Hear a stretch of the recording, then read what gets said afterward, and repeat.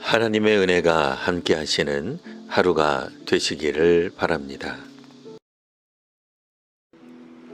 오늘 우리에게 주시는 하나님 말씀은 구약성경 예레미야 13장 8절에서 14절까지 말씀입니다. 여호와의 말씀이 내게 임하니라. 이르시되 여호와께서 이와 같이 말씀하시니라. 내가 유다의 교만과 예루살렘의 큰 교만을 이같이 썩게 하리라. 이 악한 백성이 내 말 듣기를 거절하고 그 마음에 완악한 대로 행하며 다른 신들을 따라 그를 섬기며 그에게 절하니 그들이 이 띠가 쓸 수 없음같이 되리라. 여호와의 말씀이니라. 띠가 사람의 허리에 속한 같이 내가 이스라엘 온 집과 유다 온 집으로 내게 속하게 하여 그들로 내 백성이 되게 하며 내 이름과 명예와 영광이 되게 하려 하였으나 그들이 듣지 아니하였느니라. 그러므로 너는 이 말로 그들에게 이르기를 이스라엘의 하나님 여호와의 말씀에 모든 가죽 부대가 포도주로 차리라 하셨다 하라. 그리하면 그들이 내게 이르기를 모든 가죽 부대가 포도주로 찰 줄을 우리가 어찌 알지 못하리요 하리니 너는 다시 그들에게 이르기를 여호와의 말씀에 보라 내가 이 땅의 모든 주민과 다윗의 왕 위에 앉은 왕들과 제사장들과 선지자들과 예루살렘 모든 주민으로 잔뜩 취하게 하고 또 그들로 피차 충돌하여 상하게 하되 부자 사이에도 그러하게 할 것이라. 내가 그들을 불쌍히 여기지 아니하며 사랑하지 아니하며 아끼지 아니하고 멸하리라 하셨다 하라. 여호와의 말씀이니라. 아멘. 하나님께서는 직접 말씀을 예언자의 입에 두십니다. 때로는 먼저 어떤 행동을 하게 하신 후에 뒤에 어떤 의미인지 알려주시기도 합니다. 오늘 본문 앞에서 하나님께서는 예레미야가 배에 띠를 사서 허리에 띠게 하셨습니다. 그리고 그 띠를 물에 적시지 않게 하셨습니다. 띠를 물에 적시지 않게 한 명령은 그 의미가 명확하진 않습니다. 띠를 오래 사용하다 보면 세탁을 해야 할 필요가 있습니다. 그런데 물에 적시지 말라 하셨으니 시간이 지나면 더러운 상태가 되었을 것입니다. 이 더러움은 이스라엘을 상징할 수 있겠습니다. 여하튼 선지자 예레미야는 말씀에 순종하였습니다. 배띠를 사서 허리에 둘렀고 물에 적시지 않았습니다.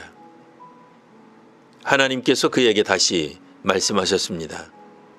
예레미야는 그 띠를 유보라대로 가지고 가서 바위 틈에 숨겼습니다.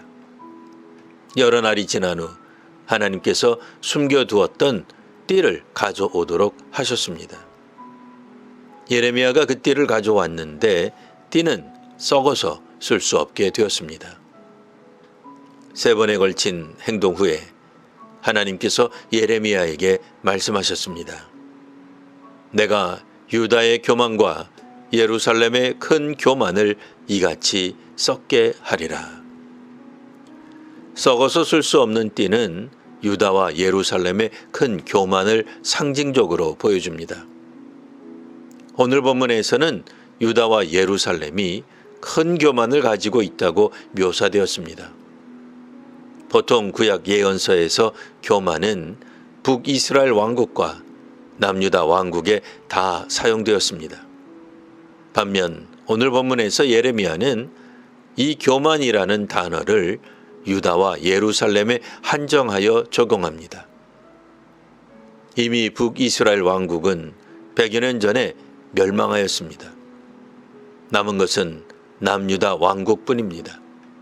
그렇기에 유다와 예루살렘은 더욱 기고만장하였습니다. 유다와 예루살렘은 유구한 이스라엘의 역사를 지켜오고 있습니다. 이스라엘의 신앙 전통은 지금 유다가 갖고 있습니다. 예루살렘은 문자 그대로 신의 도성입니다. 이렇게 역사를 통해 유다를 높이 스스로를 인정합니다. 이에 자연스럽게 유다와 예루살렘의 어깨에 힘이 들어갑니다. 그런데 이런 정통성과 역사성에 대한 유다의 자부심을 하나님께서는 큰 교만이라고 말씀하셨습니다. 12절에는 선지자와 유다 주민들의 대화가 나옵니다. 예레미야는 이스라엘의 하나님의 말씀에 모든 가죽 부대가 포도주로 차리라고 말합니다. 이에 주민들은 가죽 부대가 포도주로 가득 찰 것을 우리가 왜 모르겠냐고 반문합니다. 사회와 나라를 풍요롭게 하시는 이는 하나님이십니다. 그런데 유다 주민들은 하나님을 인정하지 않습니다. 그저 가죽 부대나 항아리는 포도주로 가득 채우라고 있는 것 정도만 인정할 뿐입니다.